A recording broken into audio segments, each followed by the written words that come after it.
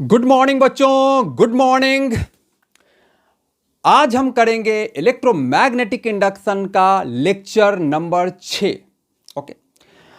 और आज का ये लेक्चर काफी मायने में बिल्कुल यूनिक है। यूनिक इसलिए है, वैसे तो देखिए सारे लेक्चर ही इंपॉर्टेंट होते हैं, पर आज के लेक्चर को मैं यूनिक इसलिए कह रहा हूं कि आज हम जो पढ़ने जाएंगे वो इलेक्ट्रोमैग्नेटिक इंडक्शन का इंटायरली डिफरेंट और अपने आप में अनोखा कंसेप्ट है। और सिंस ये नया कंसेप्ट है, सिंस ये यूनिक कंसेप्ट है, इसलिए आप अपने आंख, कान, एंटीना सब खड़ा करके इसे प्रॉपरली सुने, प्रॉपरली समझने की कोशिश करें, इंपॉर्टेंट पॉइंट्स को नोट करें। थोड़ी देर के लिए अनीता, सुषमा, पुष्पा को अपने दिमाग से साइड कर दें और पूरी तरह दिमाग को यहां फोकस करने की कोशिश करें। ओके। हां, बोर्ड के बच्चों के लिए, हालांकि इस टॉपिक के न्यूमेरिकल्स बोर्ड के बच्चों के लिए नहीं है, लेकिन इस टॉपिक का बेसिक उनके लिए भी समझना जरूरी है। कारण कि इसके बाद जब हम एडी करंट करेंगे तो उसमें इस कंसेप्ट का यूज होगा। राइट? तो शुरू किया जाए।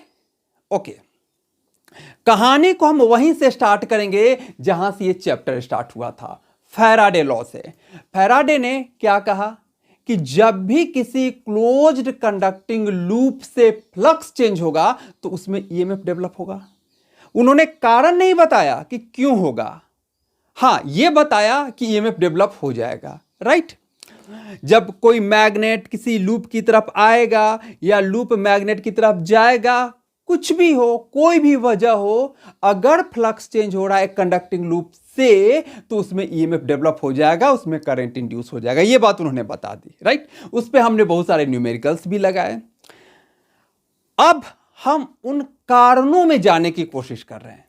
तो एक कारण तो हमने स्टडी कर लिया, क्या? Motional EMF. कि भाई कंडक्टर अगर मोशन में है तो उसके फ्री इलेक्ट्रॉन भी उस कंडक्टर के साथ साथ मोशन में होंगे और इस फ्री इलेक्ट्रॉन पे वो मैग्नेटिक फील्ड फोर्स लगाएगा जिसके कारण फ्री इलेक्ट्रॉन एक तरफ को आ जाएंगे, उधर नेगेटिव बन जाएगा, दूसरी तरफ पॉजिटिव बन जाएगा, हो गया ईएमएफ डेवलप। एक कारण तो समझ में आ रहा है। पर दूसरे सिचुएशन की बात करें जहां कोई मोशन नहीं है कंडक्टर में, जहां कंडक्टर रेस्ट में है लेकिन फिर भी उसमें फ्लक्स चेंज हो रहा है और उसमें ईएमएफ इंड्यूस हो रहा है, तो ऐसे सिचुएशन को आज हम देखेंगे। जैसे जो हम शुरू से ही करते आए हैं कि भाई सबसे कॉमन एग्जांपल जो हमने लिया कि भाई एक मैग्नेट इस लूप की तरफ आ रहा है, इस लूप की तरफ आ रहा है। राइट? मैग्नेट आ रहा है, लूप एट रेस्ट है, लूप एट रेस्ट है, फिर भी फ्लक्स चेंज हुआ, करस्पॉन्डिंगली इसमें ईएमएफ इंड्यूस्ड हो गया। अगर नॉर्थ इधर है तो इसमें करस्पॉन्डिंगली ये नॉर्थ बन गया और इसमें करंट ऐसे ऐसे ऐसे इसमें करंट इंड्यूस हो गया। ये बात हमने देख लिया है। और भी जहां पर कंडक्टर रेस्ट में है, और भी एग्जांपल्स, ये एक एग्जाम्पल ले लिया। दूसरा एग्जाम्पल, जैसे ये हमने देखा था कि अगर ये एक इनफाइनाइट वायर है और इसमें करंट चेंज हो रहा है, करंट क्या कह रहे हैं हम? करंट चेंजिंग, करंट चेंज हो रहा है, तो फिर यहां पर अगर कोई लूप लें और उसमें हम एक गैल्वेनोमीटर लगा दें तो उसमें डिफ्लेक्शन आएगा, उसमें करंट वो बताएगा, इसमें इंड्यूस्ड करंट आ जाएगा। जबकि ये कंडक्टर भी आपका रेस्ट में ही है, कंडक्टर एट रेस्ट। ओके। और हम सिचुएशन ले सकते हैं, ये बी हो गया। सी हमने मान लिया कि ये एक सोलेनॉइड है, ये एक सोलेनॉइड है। राइट?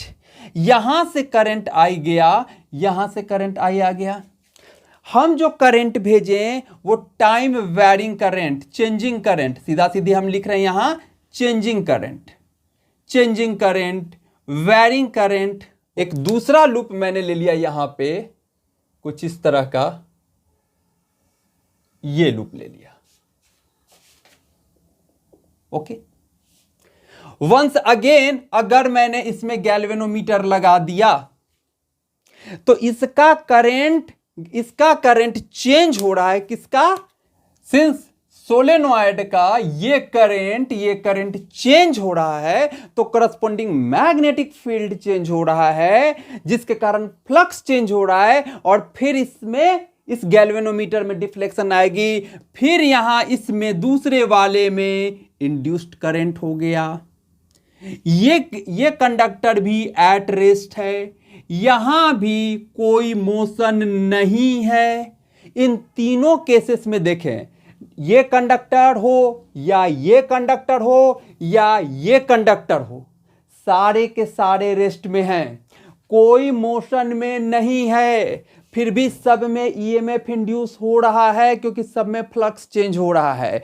तो कम से कम इसमें ईएमएफ इंड्यूस होने की वजह मोशनल नहीं है, तो इसमें इंड्यूस्ड होने की वजह क्या है, उसी बात की चर्चा आज हम करेंगे। ठीक है, मोशनल ईएमएफ तो हमने देख लिया, यहां जहां मोशन नहीं है तो वहां वजह क्या है, उस वजह की बात आज हम करेंगे। ठीक है, तो देखिए, अगर चार्ज पे फोर्स की बात आती है तो चार्ज पे फोर्स दो ही तरह के लग सकते हैं, या तो इलेक्ट्रिक फोर्स या मैग्नेटिक फोर्स। ओके, अब मैग्नेटिक फोर्स के बारे में आप जानते हो कि वो सिर्फ और सिर्फ मूविंग चार्ज पे लगाता है। फॉर्मूला जान चुके हो, एफ बी इक्वल टू होता है Q V B sine theta. हमारे यहां किसी भी केस में वी जीरो है, सारे कंडक्टर रेस्ट में है, तो कम से कम मैग्नेटिक फोर्स तो जीरो है, मैग्नेटिक फोर्स तो नहीं है यहां पिक्चर में। ओके, और हम कह रहे हैं प्रत्येक केस में इंड्यूस्ड करंट है, यानी प्रत्येक केस में इसके फ्री इलेक्ट्रॉन ड्रिफ्ट कर रहे हैं, यानी प्रत्येक केस में इसके इलेक्ट्रॉन पे फोर्स लग रहा है। तो भाई कौन सा फोर्स है? Magnetic field. मैग्नेटिक फोर्स तो जीरो है उसके रेस्ट में होने के कारण, तो ये कौन सा फोर्स है? अब एक इलेक्ट्रॉन पे मैग्नेटिक फोर्स नहीं लग रहा है तो दो ही फोर्स उस चार्ज पार्टिकल पे लग सकता है ना, या तो मैग्नेटिक या इलेक्ट्रिक, यानी यहां पर वो इलेक्ट्रिक फोर्स ही होगा, मैग्नेटिक तो है नहीं, यानी यहां पर वो फोर्स कौन सा फोर्स है? Electric force. अब आप कहोगे कि इलेक्ट्रिक फोर्स कहां से आ गया, इलेक्ट्रिक फील्ड तो यहां है ही नहीं, तो इलेक्ट्रिक फोर्स कहां से आ गया?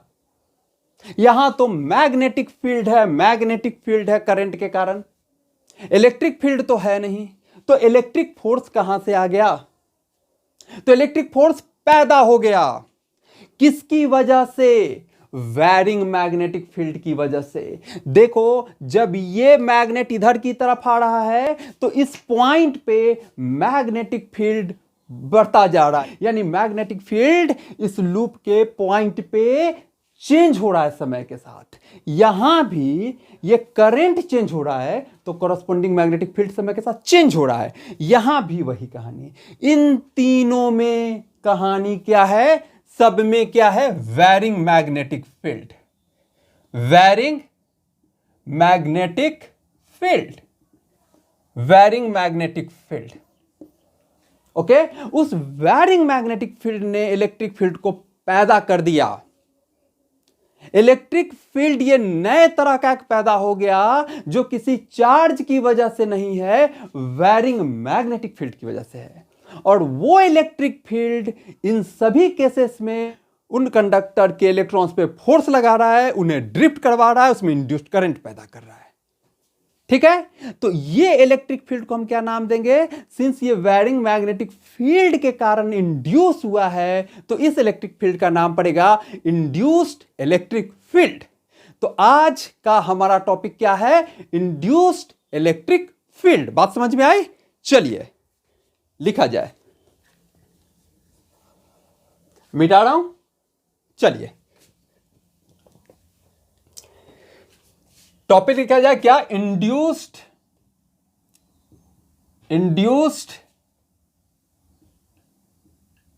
Electric field, induced electric field. Okay, इस फील्ड की कुछ खास बातें हैं और वो खास बातें इसकी ओरिजिन की वजह से है। देखिए, ये फील्ड किसी चार्ज की वजह से पैदा नहीं हुआ है, ये फील्ड पैदा हुआ है वैरिंग मैग्नेटिक फील्ड की वजह से। तो इस फील्ड की जो बातें हैं वो चार्ज की वजह से जो फील्ड पैदा होता है उससे डिफरेंट हैं।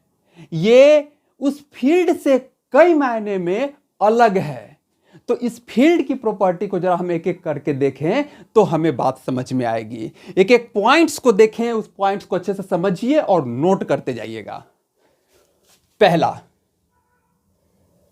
unlike electrostatic field, this field is not induced by charge.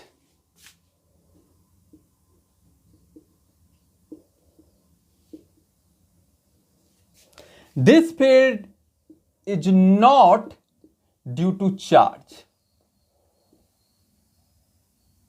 Rather, varying magnetic field induces it. Rather, varying magnetic field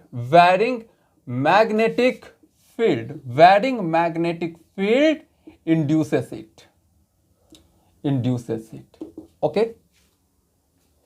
okay. यहां पर किसी चार्ज का रोल नहीं है, इसे पैदा किया है वैरिंग मैग्नेटिक फील्ड में। तो चाहे कोई कंडक्टर है या नहीं है, अगर मैग्नेटिक फील्ड वैरी कर रहा है तो वहां पर इलेक्ट्रिक फील्ड इंड्यूस हो गया। It is present, it is induced even when there is no conductor around. Even when there is no conductor around. There is no conducting loop around. There is no conducting loop present. Clear? इसको charge से लेना ही देना नहीं है भाई। इसका जो parents है, जिसका जो पैदा करने वाला है, वो वैरिंग मैग्नेटिक फील्ड है। अब कंडक्टर हो ना हो, लूप हो ना हो, अगर फील्ड मैग्नेटिक फील्ड वैरी कर रही है तो ये इंड्यूस हो जाएगा। क्लियर? पहला पॉइंट क्लियर। दूसरा point,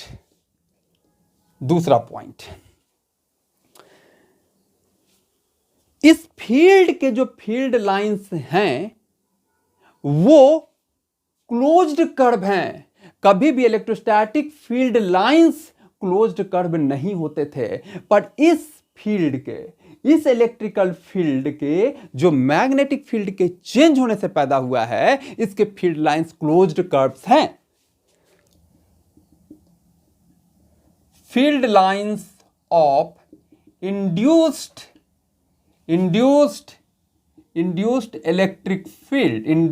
electric field are closed curve, closed curves. Field lines of induced electric field are closed curves. There is no starting and ending points. There are no starting and ending points. कहने का क्या मतलब है? जब आप इलेक्ट्रोस्टैट में पढ़ते थे, जहां की चार्ज के कारण इलेक्ट्रिक फील्ड होता था, वहां आप दिखाते थे ना, जैसे सपोज करें कि यहां प्लस क्यू चार्ज है और यहां माइनस क्यू चार्ज है, तो प्लस से निकलता था, यहां से स्टार्ट करता था और यहां पे एंड करता था। इसका स्टार्टिंग पॉइंट था, इसका एंडिंग पॉइंट था। जहां चार्ज है वहां से स्टार्ट हुआ, जहां नेगेटिव चार्ज है वहां पे एंड हुआ। इस तरह का था, इस तरह का था, इस तरह का था। यहां पे तो कोई चार्ज ही नहीं है, तो कौन सा स्टार्टिंग पॉइंट, कौन सा एंडिंग पॉइंट? बल्कि कोई स्टार्टिंग कोई एंडिंग पॉइंट नहीं है। इसके फील्ड लाइंस क्लोज्ड लूप बना रहे हैं। इस तरह के इसके फील्ड लाइंस आ रहे हैं, नॉट नेसेसरली सर्कुलर।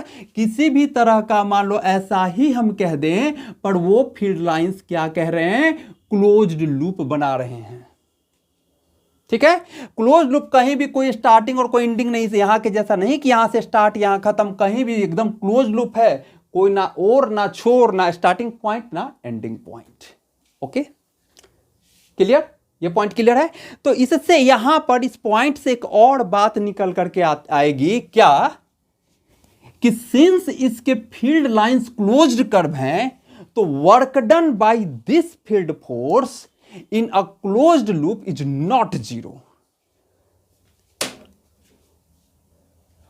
एंड यहां पर लिखो and work done by this field force, work done by this field force in a closed loop is not zero.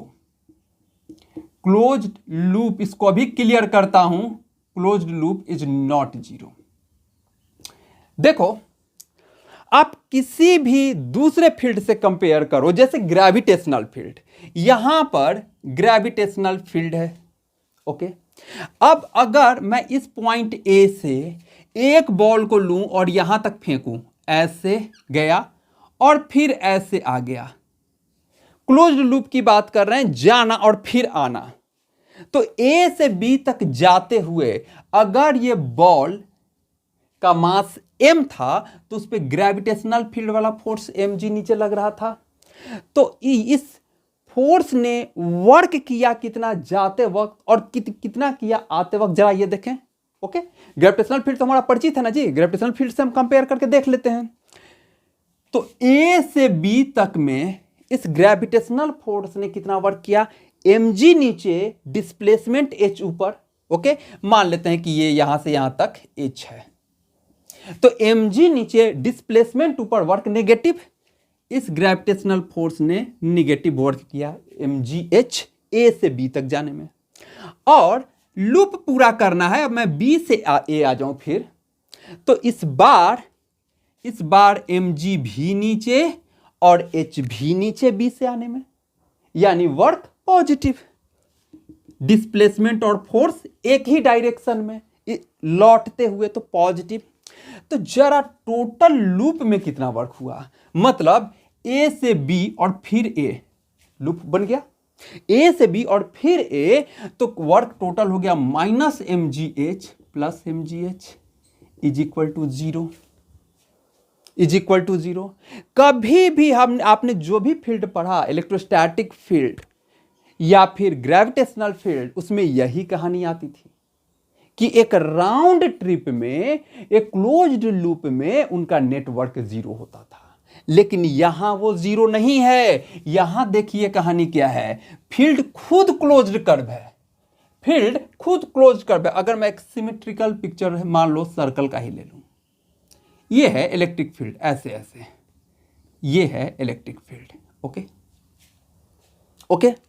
अब मान लो आप यहां से चलना स्टार्ट किए, ये पॉइंट ए है, यहां से चलना स्टार्ट किए, यहां से इतना दूर है, ओके। तो फील्ड भी इधर, तो फोर्स भी इधर।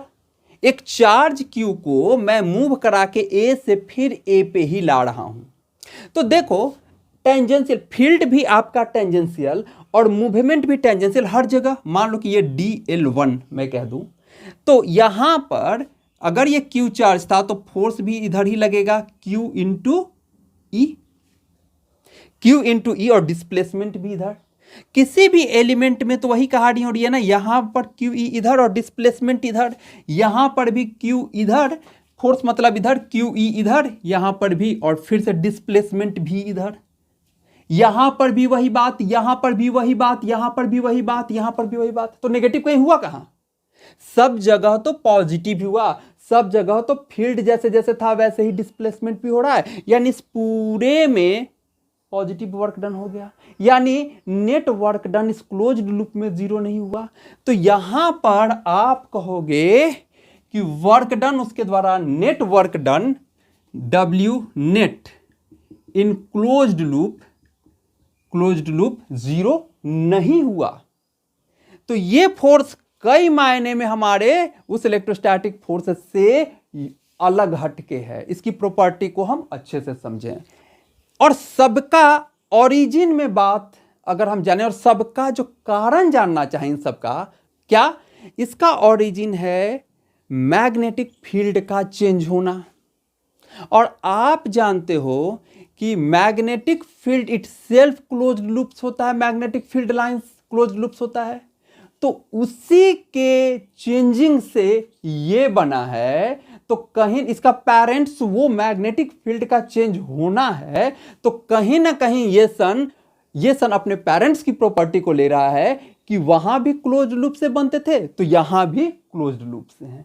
ठीक है, और इस मायने में ये उस इलेक्ट्रोस्टैटिक फील्ड से, जो कि हमने शुरू में पढ़ा चार्ज के कारण, उससे इंटायरली डिफरेंट ये इलेक्ट्रिक फील्ड होता चला जा रहा है।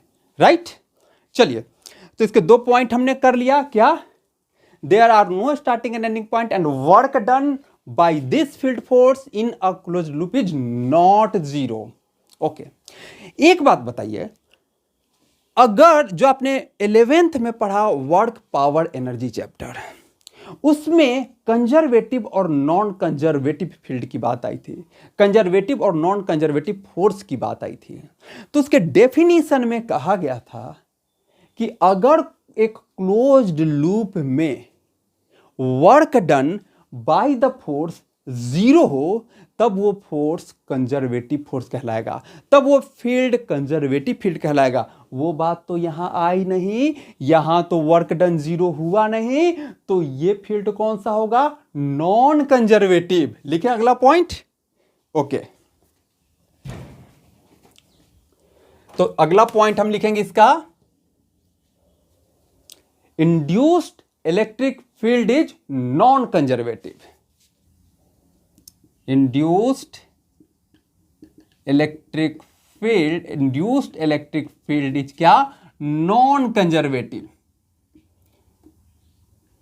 और जब फील्ड नॉन कंजर्वेटिव हो, तो कभी भी हम उसके करस्पॉन्डिंग पोटेंशियल डिफाइन नहीं कर सकते।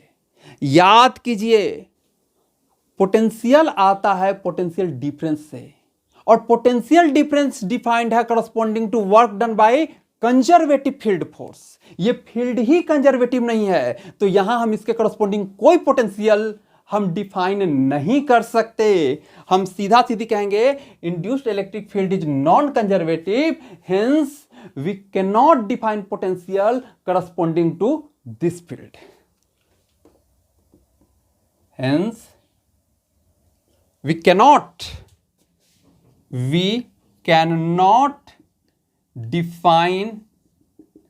cannot define potential corresponding to this field. Potential corresponding to this field. Clear? इन तीनों पॉइंट को अच्छे तरीके से नोट कर लीजिए और समझ लीजिए। Unlike electrostatic field, this field is not due to charge, rather varying magnetic field induces it. It is induced even when there is no conducting loop present. Okay. Field lines of induced electric field are closed curves. There are no starting and ending point, and work done by this field force in a closed loop is not zero, जिसके कारण induced electric field is non conservative, और non conservative कारण कोई potential हम define नहीं करेंगे, hence we can not define potential corresponding to this field. Okay, note कर लीजिए।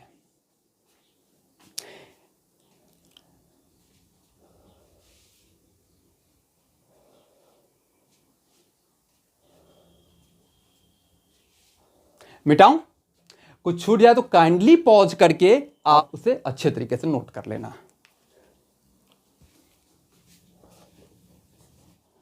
तो कम से कम यहां पर एक बात क्लियर हो गया कि भाई इलेक्ट्रिक फील्ड पैदा करने के, इलेक्ट्रिक फील्ड प्रोड्यूस करने के 2 तरीके हैं।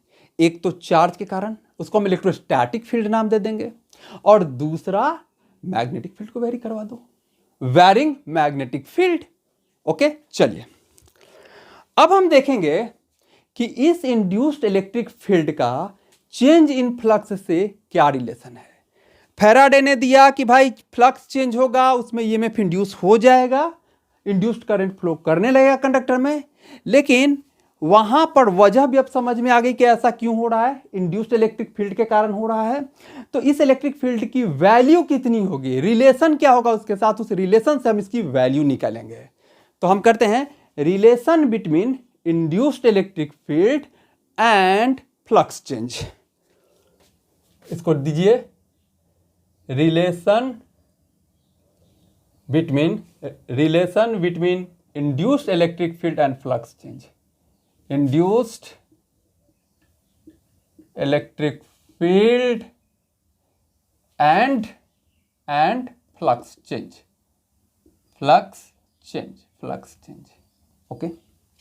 ओके।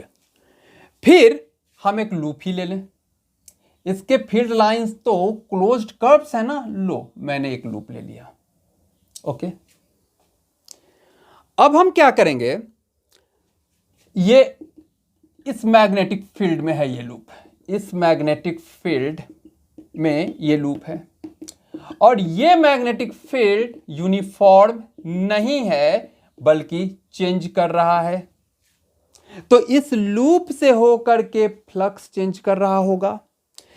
फैराडे ने बड़ी सिंपली हमें बता दिया कि जो ईएमएफ इसमें डेवलप होगा वो किसके बराबर होगा, minus D phi B by D T, equal to minus D phi by D T. Okay, इसको इक्वेशन 1 मान लेते हैं। दूसरा, इलेक्ट्रिक फील्ड जो इंड्यूस हो रहा है वही वर्क करके यहां पर वोल्टेज डेवलप करवा रहा है ना। चलिए अब मान लें कि इसके किसी एक पॉइंट पे ले लिया, यहां पर इलेक्ट्रिक फील्ड ई है। ओके, और हम एक चार्ज को ये फील्ड डीएल से, जो अभी हमने देखा था उसी चीज को फिर से एनालाइज करें। डीएल डिस्प्लेसमेंट दिया। ओके, तो फोर्स लगाया, इलेक्ट्रिक फील्ड है तो फोर्स लगाना ही है, चाहे वो इस वजह, चाहे वो इंड्यूस्ड इलेक्ट्रिक फील्ड हो या इलेक्ट्रोस्टैटिक फील्ड हो। इलेक्ट्रिक फील्ड है तो फोर्स लगाएगा, राइट। यानी इस पे फोर्स लगाया उसने Q into E. Okay, right. अब यहां से यहां डीएल लाने में, यहां से यहां डीएल डिस्प्लेस करवाने में इस फील्ड फोर्स ने वर्क कितना किया, तो वर्क डीडब्ल्यू कह दिया मैंने। डीएल डिस्प्लेसमेंट की बात हो रही है तो करस्पॉन्डिंग डीडब्ल्यू ले लिया। कितना हो जाएगा, force dot displacement that is QE dot DL कर दूं, QE डॉट DL, ये सारी QE डॉट DL। और work done per unit test charge ही तो वोल्टेज डेवलप्ड होता है। जो इस फील्ड ने वर्क किया, जिसके वर्क की वजह से वोल्टेज आ रहा है, वहां क्या था, मैग्नेटिक फोर्स मूव करवा रहा था मोशनल ईएमएफ में, या इंड्यूस्ड इलेक्ट्रिक फील्ड वर्क करवा रहा है। यहां से इसको यहां ले आए, DW work per unit charge, इस Q को इधर ले आए, कितना हो गया, E dot DL। Work done per unit charge ही तो ईएमएफ इंड्यूस्ड हुआ। Work done per unit charge को ही तो हम ईएमएफ कहते हैं। तो DE जो स्मॉल ईएमएफ हो गया वो हो गया E dot DL, right. Small EMF इस डिस्प्लेसमेंट के करस्पॉन्डिंग जो ईएमएफ डेवलप हुआ वो हो गया E डॉट DL। मुझे तो पूरे इस लूप में देखना है ये बात ना कि कितना ईएमएफ डेवलप हुआ। जो यहां पर डायरेक्ट दे दिया था, हम इसके कॉज से इंड्यूस्ड इलेक्ट्रिक फील्ड से ही यहां पर पहुंचना चाह रहे हैं, तो मुझे पूरे लूप में कितना ईएमएफ डेवलप हुआ वो निकालना है। तो हम इसको पूरे लूप में इंटीग्रेट कर दें, यानी अगर मुझे पूरा E चाहिए तो मैं इससे DE कर दूं, पूरे लूप में ये काम कर दूं, E डॉट DL को पूरे लूप में इंटीग्रेट कर दूं। हर जगह यहां का मान लो फील्ड इधर की तरफ है और यहां का डिस्प्लेसमेंट इधर, तो यहां का E डॉट, यहां का E डॉट DL, यहां का E डॉट DL, और ये कहानी से सारे लूप पे करूं तो ये कर्ल कर देने का मतलब सारे के सारे पे ये किया हमने E डॉट DL। जैसे B डॉट DL हम एम्पियर्स लॉ में करते थे सारे के सारे लूप में, यहां हमने E डॉट DL इस पूरे लूप में किया। आ गया वो E के बराबर, यानी ई किसके बराबर है? Integration, closed line integration of E along the loop, E dot DL पूरे लूप में। इसको कह दिया मैंने इक्वेशन 2। तो इक्वेशन 1 और इक्वेशन 2 दोनों तो इसी में ईएमएफ डेवलप हुए की बात कर रहे हैं ना, यानी दोनों तो मैग्नीट्यूड वाइज बराबर ही होंगे ना। तो फ्रॉम 1 एंड 2 क्या मैं नहीं लिख सकता हूं? तो क्या लिखा जा सकता है फ्रॉम 1 एंड 2? उसी लूप की बात कर रहे हैं। तो जो ईएमएफ ये डेवलप हुआ वही ये है। यहां डायरेक्ट फैराडे लॉ से, यहां उसके ओरिजिन में जाकर के कि कहां से ये आया। ठीक है, तो हम लिख दें क्या? Integration E dot D L is equal to क्या? Minus D phi by D T. ये आ गया रिलेशन इस इंड्यूस्ड इलेक्ट्रिक फील्ड का फ्लक्स चेंज के साथ। दिस वन हम इसी रिलेशन को लगा करके इंड्यूस्ड इलेक्ट्रिक फील्ड की वैल्यूज निकाला करेंगे। नोट किया जाए।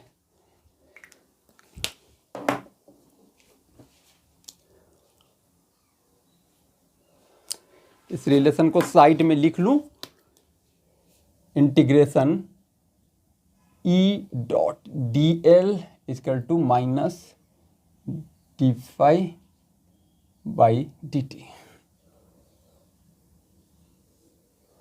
Okay, done. मिटाया जाए। चलिए अब हम इस पे प्रॉब्लम्स देखें। ओके, एक सिलिंड्रिकल रीजन लेते हैं जिसमें कि मैग्नेटिक फील्ड है। ये इस सिलिंड्रिकल रीजन में मैग्नेटिक फील्ड है। इस सिलिंड्रिकल रीजन में मैग्नेटिक फील्ड है हर जगह। ओके, और ये मैग्नेटिक फील्ड कांस्टेंट नहीं है बल्कि चेंज कर रहा है dB by D T. Okay, अब जैसे ही मैग्नेटिक फील्ड चेंज करेगा इलेक्ट्रिक फील्ड इंड्यूस हो जाएगा। आपसे पूछ रहा है कि इस सिलिंड्रिकल रीजन के एक्सियल पॉइंट से, ओके, जो इस पिक्चर के हिसाब से सेंटर कह सकते हैं हम, यहां से स्मॉल आर दूरी पे इंड्यूस्ड इलेक्ट्रिक फील्ड की वैल्यू बताइए। ई एट उस स्मॉल आर पॉइंट पे क्या हो गया इंड्यूस्ड इलेक्ट्रिक फील्ड? यहां पे इस पॉइंट पी पे, इस सिलिंड्रिकल रीजन का रेडियस मैंने मान लिया कैपिटल आर, और हमारा पहले केस में केस 1 जब हम इसकी कर रहे हैं तो मेरा आर लेस देन आर है और वहां पर ई की वैल्यू मुझे बताना है। ठीक है, okay. Integration E dot DL करना है तो हम जैसे एम्पियर्स लॉ में लगाते थे कि एम्पेरियन लूप इस तरीके से लो कि बी हर जगह कांस्टेंट हो और बी को बाहर निकाल लो। ठीक है, एक सिमेट्रिक लूप सा लें। तो यहां पर सिमेट्रिक लूप क्या हो सकता है? Circular loop. तो यहां पर इस रेडियस का मैंने ये सर्कुलर लूप ले लिया, ये सर्कुलर लूप ले लिया, राइट। और इस लूप में यहां पर निकालना है ना, तो इसी रेडियस का ये सर्कुलर लूप ले लिया। ओके, और इसमें मैं लगाऊं integration E dot D L is equal to minus D phi by D T. अगर मैं सिर्फ और सिर्फ मैग्नीट्यूड की बात करूं तो D phi by D T. Okay, right.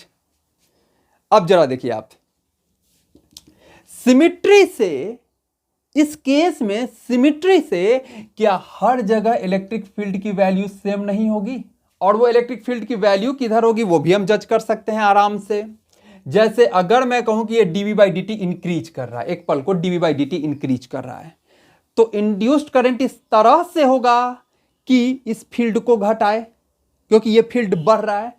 तो क्या हो जाएगा? फील्ड ये अंदर है तो बाहर, यानी कि आपका इलेक्ट्रिक फील्ड भी इसी डायरेक्शन में हो गया, इंड्यूस्ड इलेक्ट्रिक फील्ड भी इसी डायरेक्शन में हो गया। और सिमिट्री से, सिंस हमने एक सिमिट्रिकल लूप लिया है, हर जगह उसकी वैल्यू ई ई ई ई ई ही होगी, यानी हर जगह फील्ड की वैल्यू सेम होगा। और जैसे जिधर जिधर ई है वही डीएल का भी डायरेक्शन है, तो सिंपल ई डॉट डीएल मेरा ई डीएल कॉस 0 डिग्री 1। देखिए डीएल फिर यहाँ इधर डीएल और फील्ड भी इधर, यहाँ भी यहाँ से यहाँ तक में बात करें तो वही हम डीएल लेंथ भी टेंजेंशियल ले रहे हैं, फील्ड भी मेरा टेंजेंशियल है। ओके, तो हर जगह ई डॉट डी एल सिंपल मेरा ई डी एल बन गया cos 0 1 हो करके। तो लो लीजिए ई डॉट डी एल को हमने सीधा सीधी ई डी एल लिख दिया। Okay, is equal to D phi by D T. इस एरिया में कितना फ्लक्स होगा भाई? तो magnetic field D by D T, magnetic field कितना है बी, और into A pi R square कर दूं। इधर चल रहा है फैराडे लॉ के हिसाब से और इधर चल रहा है इंड्यूस्ड इलेक्ट्रिक फील्ड के हिसाब से, दोनों को इक्वेट करा करके की वैल्यू निकल जाएगा। ओके, अब सिमिट्रिकल स्ट्रक्चर होने के कारण ई हर जगह सेम है, तो ई कांस्टेंट वैल्यू हो गया। खींच के बाहर कीजिए, आसान बनाइए। तो इसको ई को बाहर निकाल लो, इंटीग्रेशन पूरा का पूरा लेंथ, और यहां पर पाई आर स्क्वायर एरिया में कोई चेंज नहीं है। चेंज किस में है? मैग्नेटिक फील्ड समय के साथ चेंज हो रहा है। क्लियर? इंटीग्रेशन डीएल, ये पूरा का पूरा लेंथ जिसमें आप ये लगा रहे हो, तो 2 पाई स्मॉल आर लगा दिया जाए। कोई नया काम नहीं कर रहे हैं, एम्पियर लॉ में हमने ये सब काफी किया है। E into 2 pi R equal to pi R square D B by D T. Pi से पाई भेजा जाए, आर से एक आर को घर पहुंचा दिया जाए, तो induced electric field E induced क्या हो गया? R by 2 D B by D T. Direct cylindrical के केस में, सर्कुलर सिमिट्री के केस में डायरेक्ट ये निकल आता है, और यूजुअली इसी से आपको क्वेश्चन पूछा जाता है, तो डायरेक्ट इसे ध्यान में रख लें। R by 2 D B by D T, R by 2 D B by D T, ये आपका आ गया ई इंड्यूस्ड। इस केस में हर एक केस में नहीं आएगा भाई, सिलिंड्रिकल सिमिट्री है इसलिए सर्कुलर सिमिट्री आपको मिली है। फील्ड सिलिंड्रिकली सिमिट्रिकल है तभी यहां सर्कुलर सिमिट्री मिली है, और तभी इस केस में ये है। ठीक है, चलिए दूसरा केस करते हैं। इस बार पॉइंट को बाहर ले लेते हैं। ओके, यानी हम इसे नहीं लेंगे, अंदर को खत्म करें। इस बार अंदर को खत्म करें और हम पहुंचे बाहर। केस 2 हो गया डन, मिटाऊं। चलिए फॉर्मूला या R by 2 D B by D T जैसे जैसे जिस रेट से चेंज करेगा उसी के हिसाब से इलेक्ट्रिक फील्ड इंड्यूस होगा। सीधा सीधी बात। इस दूसरे केस में हम ले रहे हैं भाई क्या? आर मेरा इस बार ग्रेटर देन आर। पॉइंट खींच के कीजिए भाई बाहर सर्कल के, यानी मैंने यहां पर कोई पॉइंट ले लिया, या यहां पर पॉइंट ले लिया। इस बार ये दूरी आर मेरा इस आर से बड़ा है, तो इस बार जो मैं लूंगा ये वाला लूप ले लेता हूं। इस बार जो सर्कल लिया जाएगा इस रेडियस के हिसाब से सर्कल ले लिया जाए। ये रहा टन टन टन टन टन टन टन टन टन टन टन टन टन भाई। अरे भाई टेढ़ा हो गया थोड़ा, ऐसे ऐसे ऐसे ऐसे ऐसे। चलिए ये वाला सर्कल बन गया, ये है मेरा आर इस बार।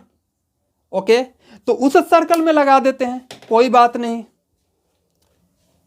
उस सर्कल में लगा दिया जाए। इस बार integration E dot D L is equal to mod ले लिया, सीधा सीधी D phi by D T, mod ही ले लेते हैं।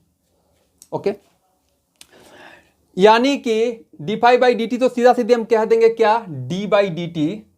फाई क्या हो जाएगा? Magnetic field into area, magnetic flux equal to magnetic field into area.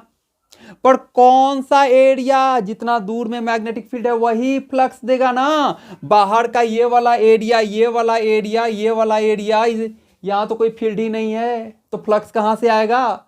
तो फ्लक्स लिखते समय जितना दूर में वो फील्ड है वही एरिया लेंगे।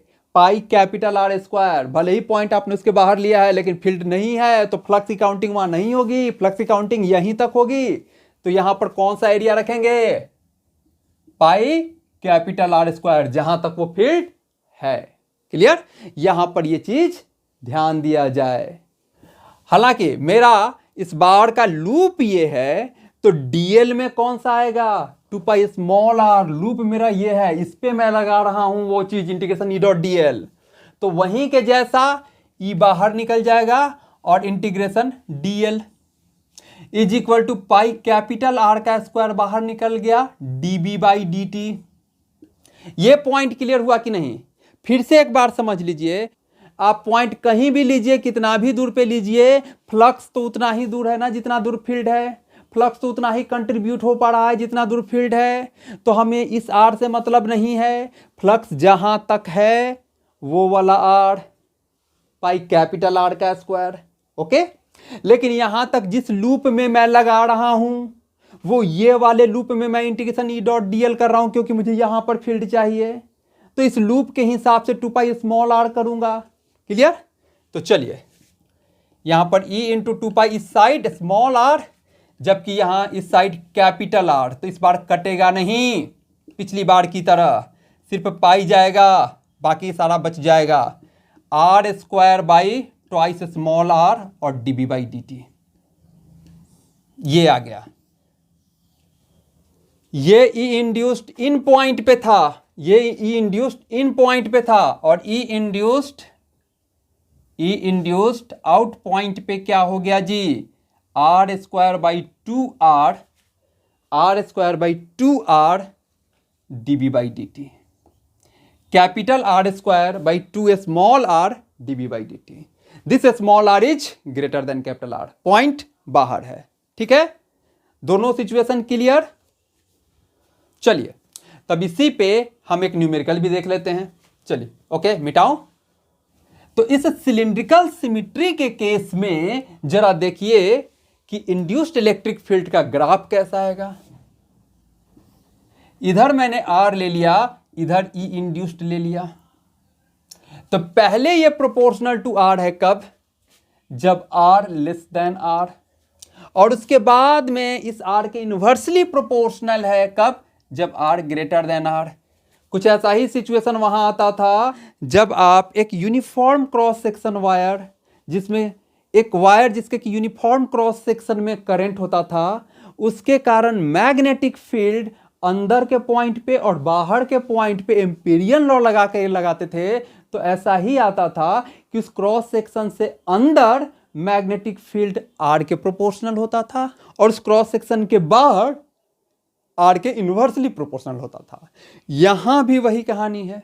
तो कर्व बिल्कुल सेम है कि अप टू आर तक, यानी अंदर के पॉइंट पे आर के प्रोपोर्शनल और बाहर के पॉइंट पे आर के इन्वर्सली प्रोपोर्शनल, वही वाला कर्व आ गया यहां भी। तो अगर कर्व इंड्यूस्ड इलेक्ट्रिक फील्ड का पूछे इस तरह के सिचुएशन में, सिलिंड्रिकल सिमेट्री के केस में, तो अप टू रेडियस ये ऐसे आएगा और इसके बाद ऐसे आएगा। क्लियर? चलिए, इस पे एक न्यूमेरिकल देखा जाए। एक सोलेनॉइड लेते हैं हम, एक सोलेनॉइड लिया, ये रहा, इसमें करंट दिया, ये करंट ऐसे गया, फिर ऐसे आया, ऐसे आया, ऐसे आया, ऐसे आया, ऐसे आया, ऐसे आया, फिर ऐसे निकल गया। ये जो करंट है ये फिक्स नहीं है, टाइम वैरिंग है। डी बाई डी टी दे दिया हमें कि आई जो चेंज कर रहा है D by D T 1 ampere per second के हिसाब से, ताकि इसके अंदर का फील्ड चेंज करे, और फील्ड चेंज करेगा मैग्नेटिक फील्ड, तभी इलेक्ट्रिक फील्ड को जन्म देगा, इंड्यूस्ड इलेक्ट्रिक फील्ड। इसके बारे में एक चीज और दिया हुआ है कि भाई इसका जो एन है, नंबर ऑफ टर्न्स हम ले लेते हैं कितना, 10 टू द पावर 3, 1000 पर मीटर, ये ले लेते हैं 1000 पर मीटर, ये इंफॉर्मेशन दे रखा है। और एक चीज और दिए हुए है, इसका खुद का जो रेडियस है कैपिटल आर वो है 10 सेंटीमीटर। ये तीनों इंफॉर्मेशन हमें दे रखा है।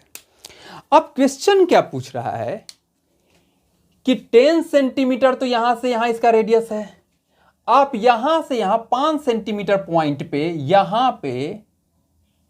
यहां पर क्या इंड्यूस्ड इलेक्ट्रिक फील्ड की वैल्यू होगी।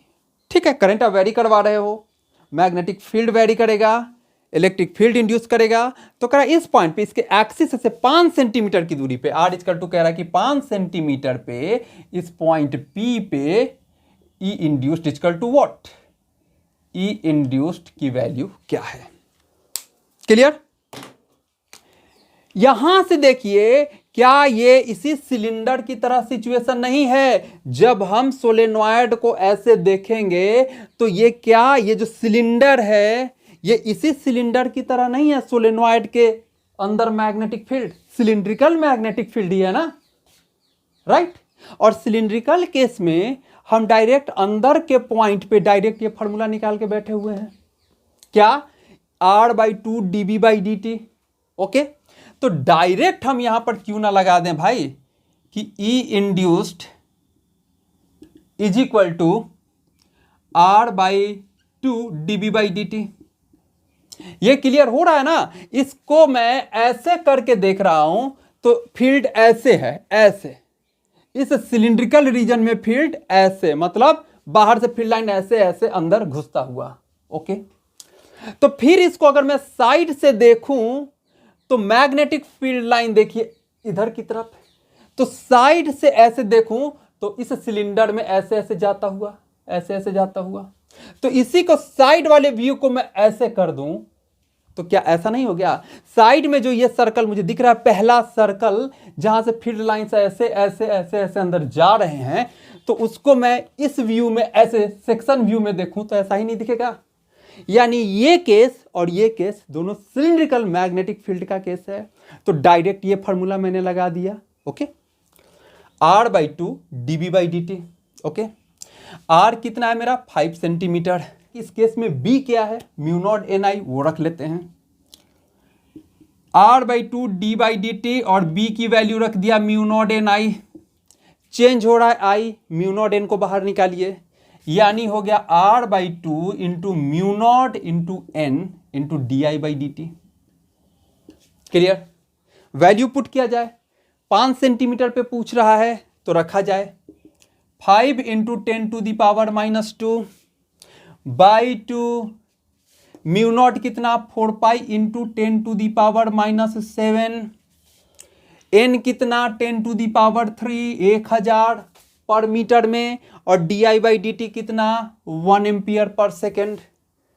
यहां से ये 2 से ये 2 भेजिए, ये 5 दूना 10 और 3 10 पॉजिटिव, टोटल मिला के 4 10 पॉजिटिव और 7 2 9 power negative and 4 power positive. ठीक है, 5 दूना ये भी 10 हो गया ना, तो 1 पावर तो ये हो गया और 3 पावर ये है, तो 4 पावर पॉजिटिव और 9 पावर निगेटिव, यानी 10⁻⁻5 बचेगा 10 पे नेट, और यहां पर पाई बच गया।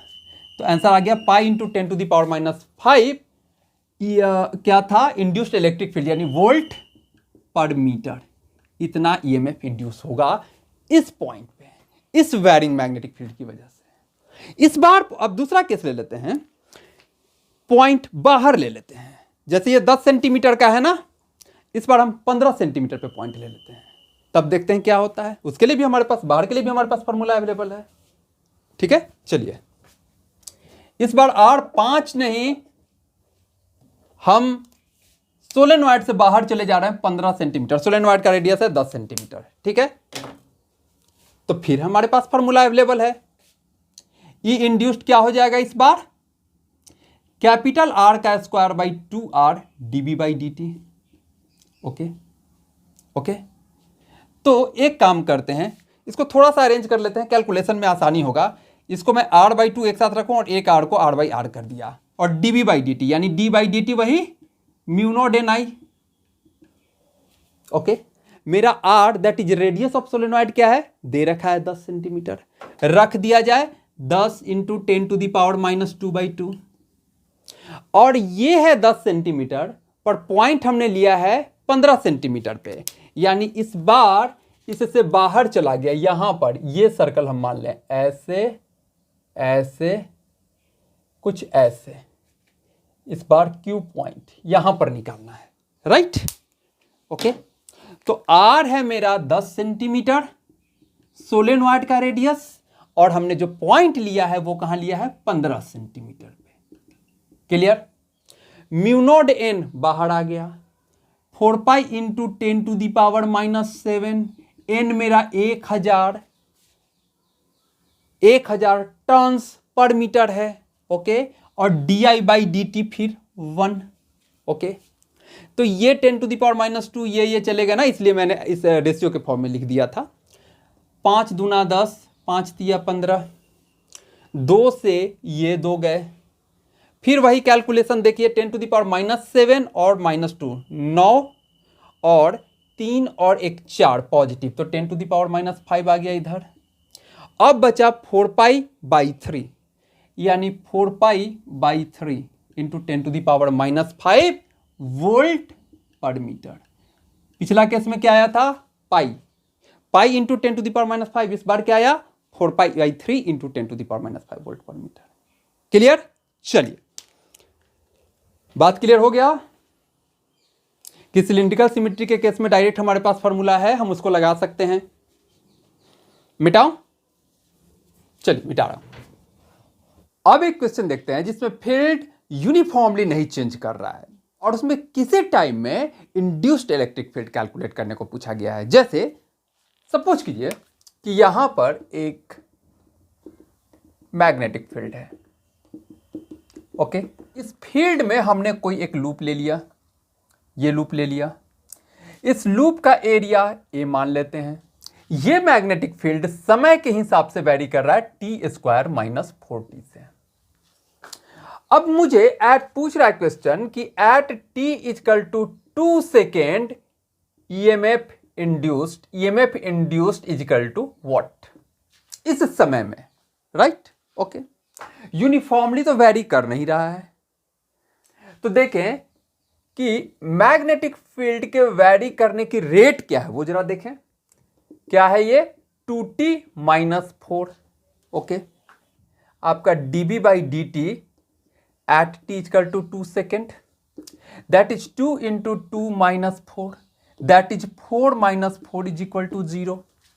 इस इंस्टेंट पे मैग्नेटिक फील्ड आपका वेरी नहीं कर रहा है, उसका वेरी करने का रेट 0 है, मतलब कि आपका मैग्नेटिक फील्ड कांस्टेंट है। तो कम से कम इस इंस्टेंट पे कोई इंड्यूस्ड इलेक्ट्रिक फील्ड नहीं होगा, आंसर 0। क्लियर हुआ ये बात? इस इलेक्ट्रिक फील्ड के इंड्यूस होने का एकमात्र वजह है मैग्नेटिक फील्ड का वेरी होना। यहां पर कम से कम इस इंस्टेंट पे मैग्नेटिक फील्ड वेरी नहीं हो रहा है, तो इस इंस्टेंट पे इंड्यूस्ड इलेक्ट्रिक फील्ड की वैल्यू 0 है, ओके। क्लियर? चलिए एक और क्वेश्चन लेते हैं, थोड़ा अलग हट करके। मान लीजिए ये सिलिंड्रिकल रीजन है, ये सिलिंड्रिकल रीजन है, ओके, ये सिलिंड्रिकल रीजन है। इस सिलिंड्रिकल रीजन में मैग्नेटिक फील्ड है, हर जगह मैग्नेटिक फील्ड है, और टाइम वेरिंग मैग्नेटिक फील्ड है, ताकि इलेक्ट्रिक फील्ड इंड्यूस हो, ओके। हम अच्छी तरह जानते हैं कि अगर इसका रेडियस, चलो इसका रेडियस एक पल को हमने r मान लिया, कि अगर कोई पॉइंट P लें जो कि r r हो, तो यहां पर जो इंड्यूस्ड इलेक्ट्रिक फील्ड होता है उसका हम अच्छी तरह जानते हैं कि सिलिंड्रिकल सिमेट्री के केस में वो E हो जाता है कितना, r/2 dB/dt, राइट, ओके। यहां तक हम बात जानते हैं। अब क्वेश्चन क्या कह रहा है, जरा गौर से सुनिएगा क्वेश्चन क्या कह रहा है और उसको समझने की कोशिश कीजिएगा कि क्वेश्चन क्या कह रहा है। क्वेश्चन कह रहा है कि अगर ये क्वेश्चन बेसिकली मैंने HC वर्मा सर की बुक से लिया है, और मोस्टली जगह इस क्वेश्चन का सॉल्यूशन गलत दिया हुआ है। आप मेरे बताने के बाद आप इंटरनेट पे देख लीजिएगा, इसको पहले अच्छे से समझ लीजिए। पूछ कुछ और रहा है, सॉल्यूशन कुछ और दिया हुआ है, ठीक है। क्या है इस क्वेश्चन को पहले जरा गौर से देखिए।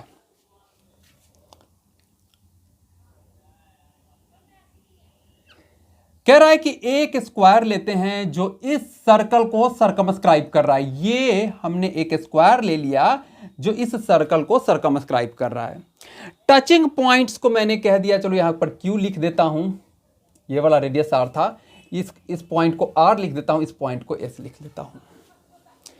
इस स्क्वायर के पॉइंट्स को मैं A लिख देता हूं, B लिख देता हूं, C लिख दिया और D लिख दिया। क्वेश्चन क्या कह रहा है? क्वेश्चन कह रहा है कि अगर यहां से देखिए, ये रेडियस मेरा R है, ये रेडियस R है और ये रेडियस बड़ा वाला मेरा कैपिटल R है।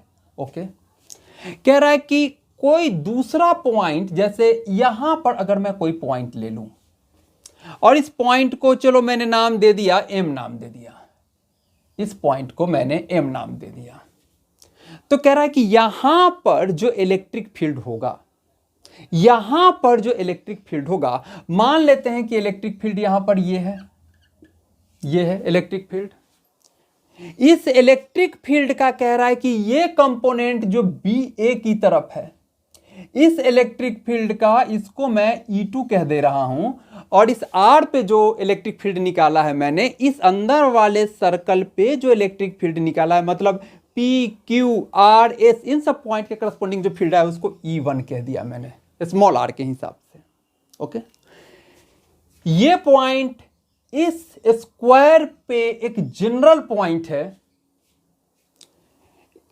समझिए क्वेश्चन, ये पॉइंट इस स्क्वायर पे एक जनरल पॉइंट है। क्वेश्चन कह रहा है कि ये पॉइंट पे जो इलेक्ट्रिक फील्ड है, जिसको कि मैंने कह दिया कि E2, उसका इसकी तरफ कंपोनेंट, किसकी तरफ कंपोनेंट? स्क्वायर के साइड की तरफ कंपोनेंट, स्क्वायर के साइड की तरफ कंपोनेंट, मतलब E2 का कंपोनेंट BA वेक्टर की तरफ, E2 का कंपोनेंट इधर की तरफ, स्क्वायर के साइड की तरफ। कह रहा है कि ये उतना ही होगा जितना इस इनर सर्कल पे, यानी जितना P, Q, R, S, इन सब पॉइंट पे जो फील्ड है, दैट इज E1 है। ये क्वेश्चन प्रूफ करने के लिए कह रहा है, ये प्रूफ, इसे प्रूफ करना है। ये क्वेश्चन बेसिकली क्वेश्चन नंबर 64 है, question number 64 HC Verma sir के बुक का। अब चलो यहां पर HC वर्मा सर के बुक की बात आई है तो एक बात और कहूं, NEET के बच्चों के लिए HC वर्मा सर के बुक के क्वेश्चंस लगाने जरूरी नहीं है। बुक बहुत अच्छी है लेकिन आपको उस लेवल के क्वेश्चन करने की जरूरत नहीं है। हाँ, जब एम्स हुआ करता था तब एम्स का लेवल NEET से अपर था और तब HC वर्मा बुक रेलिवेंट हो जाती थी, लेकिन आज के डेट में NEET के बच्चों के लिए इनके क्वेश्चंस लगाना उतना ज़रूरी नहीं है। उससे अच्छा आप जो आपके लिए जो ऑब्जेक्टिव बुक्स आते हैं, आपके जो मॉड्यूल, अगर आप कहीं पढ़ते हैं तो आपके जो मॉड्यूल्स के क्वेश्चन हैं आप उनके क्वेश्चंस लगाएं। जितना ज़रूरत होता है HC वर्मा सर के बुक के कॉन्सेप्ट का या न्यूमेरिकल्स का, उतना हम अपने क्लास में कवर कर लेते हैं। उससे ज़्यादा उनके एक्सरसाइज को लगाने की ज़रूरत नहीं है। किसके लिए? NEET के बच्चों के लिए। पर मेंस वालों को लगाना है। मेंस के क्वेश्चन के लेवल जहां तक जाते हैं तो उसमें ये बुक आपको कंसेप्ट बनाने में काफ़ी हेल्प करेगा। ठीक है, तो मेंस के लिए लगाने हैं, नीट वाले बच्चों के लिए लगाना जरूरी नहीं है। ठीक है, ओके। तो देखिए क्वेश्चन ये कह रहा है कि यहां पर जो इलेक्ट्रिक फील्ड है उसका कंपोनेंट इस साइड के अलोंग, इस स्क्वायर के साइड के अलोंग, यानी यहां B से A की तरफ, ये B से A की तरफ, इसका कंपोनेंट इधर, ये कंपोनेंट वो इस छोटे वाले सर्कल पे जो फील्ड है उसके बराबर है मैग्नीट्यूड वाइज। ओके ओके, तो हम मान लेते हैं कि जनरल इस पॉइंट या ये जो पॉइंट है यहां से x दूरी पे है। जनरल हमने मान लिया कि यहां से x दूरी पे ये पॉइंट है और इसको, इस सेंटर को O नाम दे दिया, O को M से मिला दिया, O को M से मिला दिया, राइट। तो आपका ये ट्राइंगल OQM, जरा सा इस ट्राइंगल को देखा जाए, OQM ट्राइंगल को, इस ट्राइंगल को देखा जाए, जरा सा देखिए ट्राइंगल OQM में, उसको खींच के बाहर ले आते हैं। ये ये राइट, ये मेरा O Q M, O Q, और ये रहा एम। ओके, ये 90 डिग्री, तो 90, उस 90 डिग्री के हिसाब से ये मेरा आर है और इसको मैंने एक्स मान लिया, तो ये ओ एम कितना हो जाएगा, under root R square plus X square. Okay, अगर आप इस एंगल को थीटा मान रहे हो, ठीक है, अब इन दोनों सर्कल को जरा सा मैं फिर यहां पर खींचता हूं। ये रहा मेरा पहला सर्कल, ये रहा मेरा पहला सर्कल। ओके, और इस पॉइंट एम से मैं दूसरा सर्कल ड्रॉ कर रहा हूं। इस पॉइंट, यहां से, इस पॉइंट एम से मैं दूसरा सर्कल ड्रॉ कर रहा हूं, क्योंकि फील्ड, यहां पर जो फील्ड होगा वो इस रेडियस के हिसाब से ये सर्कुलर होगा, राइट। अगर यहां पर का फील्ड यहां पर सर्कल खींच के ये सर्कुलर फील्ड बनता है, तो एम दूरी पे जो फील्ड होगा वो इस ओ एम के रेडियस के हिसाब से सर्कल ड्रॉ करूं, तो इस ओ एम के रेडियस के हिसाब से ये दूसरा मैं सर्कल ड्रॉ कर रहा हूं। ये वाला सर्कल, ये वाला सर्कल, ये वाला सर्कल। Okay, right. तो यहां पर एम पॉइंट पे फील्ड का डायरेक्शन हो गया ये। इसको मैं ऊपर लिख देता हूं। आपको जो प्रूफ करना है वो प्रूफ करना है कि E2 का BA वेक्टर की तरफ जो कंपोनेंट है वो E1 के मॉड के बराबर है, ये प्रूफ करना है, ठीक है। यहां पर ये वाला आपका E2 है, E2 है, और इसका ये कंपोनेंट हमें लेना है, ये थीटा पे ये कंपोनेंट लेना है, ये वाला कंपोनेंट लेना है, और इसी कंपोनेंट E2 cos थीटा को मुझे E1 दिखा देना है। E2 का BA की तरफ कंपोनेंट ये पॉइंट B था, और इधर ये पॉइंट ये आगे चल के A था, तो E2 का इधर की तरफ वाला कंपोनेंट क्या हो जाएगा, E2 का cos थीटा। वही E2 का cos थीटा को मुझे E1 दिखाना है। तो चलिए इस तरफ वाला पिक्चर को मिटाऊं। चलो, तो यहां से आ जाइए। सबसे पहले बताइए कि E2 होगा क्या। E2 इस रेडियस के हिसाब से r/2 dB/dt होगा। ओके, आपका E1 इस रेडियस r के हिसाब से r/2 dB/dt हुआ। तो इस पॉइंट M पे जो E2 होगा वो इस रेडियस के हिसाब से होगा, क्योंकि दोनों ही अभी फील्ड के अंदर ही हैं। तो यहां लगाएंगे ये रेडियस बाई 2 dB/dt। ओके, यानी मैं कहूंगा under root R square plus X square, R square plus X square by 2 dB/dt। Okay, अब यहां पर देखें, ये लाइन रेडियल है और ये लाइन टेंजेंशियल है। फील्ड हमारा टेंजेंशियल है, ये हमने रेडियस ड्रॉ किया है, तो ये पूरा कितना हो गया, 90 डिग्री रेडियस और टेंजेंट के बीच में। अगर हमने इसे थीटा कहा है तो ये वाला एंगल कितना हो जाएगा, 90 माइनस थीटा, राइट। ये थीटा और ये पूरा 90 है, तो ये 90 माइनस थीटा। अब चले आइए अब इस वाले राइट एंगल ट्राइंगल में, ये 90 माइनस थीटा और ये 90, तो क्या ये थीटा नहीं हो गया, तीनों मिलके 180। तो 180 में 90 ये खत्म हो गया, तो ये दोनों मिलके 90, तो 90 माइनस थीटा, तो ये थीटा हो जाएगा, ताकि थीटा थीटा कट जाए और ये दोनों मिलके 90। क्लियर। ये थीटा तो टेंजेंशियल और रेडियल के हिसाब से ये 90, तो इसको मैंने थीटा माना, तो ये 90 माइनस थीटा, ये 90 माइनस थीटा, तो इस राइट एंगल ट्राइंगल के हिसाब से ये थीटा। तो अब इन ट्राइंगल OQM में जरा देखिए, OQM में cos थीटा हम क्या लिख सकते हैं, cos थीटा r बाई ये लिख सकते हैं। इसका कंपोनेंट जब BA के अलोंग निकालेंगे, इसका कंपोनेंट देखिए, बी एक A पॉइंट इधर था, A पॉइंट इधर था आपका, और यही यहां तक ऐसे आ गया था। तो E2 जो है, E2 का BA के अलोंग जो कंपोनेंट निकालेंगे वो क्या हो जाएगा, E2 का cos थीटा, राइट। यानी E2 का cos थीटा वो कह रहा है कि E1 के बराबर, इससे प्रूफ करो आप। उसी cos थीटा को निकालने में मुझे ये ट्राइंगल हेल्प करेगा। ये थीटा को हमने दिखा दिया इस थीटा के बराबर है, तो cos theta equal to base upon hypotenuse. देखिए बेस क्या हो गया मेरा r बाई hypotenuse under root R square plus X square, under root R square plus X square. Okay, तो अब E2 का cos थीटा निकाले और देखें कि वो E1 के बराबर है कि नहीं। चलिए E2 का cos theta, that is E2 आप निकाल चुके हो दिस वन, वहां के radius R square plus X square by 2 और DB by D T, okay, का कॉस थीटा, E2 का कॉस थीटा। कॉस थीटा क्या हो गया आपका आर बाई वही under root R square plus X square, ये से ये गया और देखिए फिर उतना ही आ गया R by 2 DB by D T. यही था ना E1, देखिए यहां पे यही था ना E1, तो आ गया आपको E2 का cos theta is equal to E1, यही प्रूव करना था।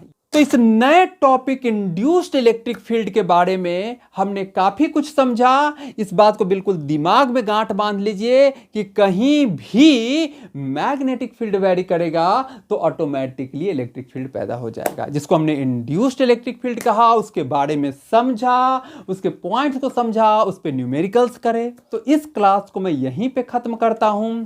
अगले क्लास में हम पढ़ेंगे एडी करंट। तब तक मन लगा के पढ़ते रहिए। थैंक यू बच्चों, थैंक यू।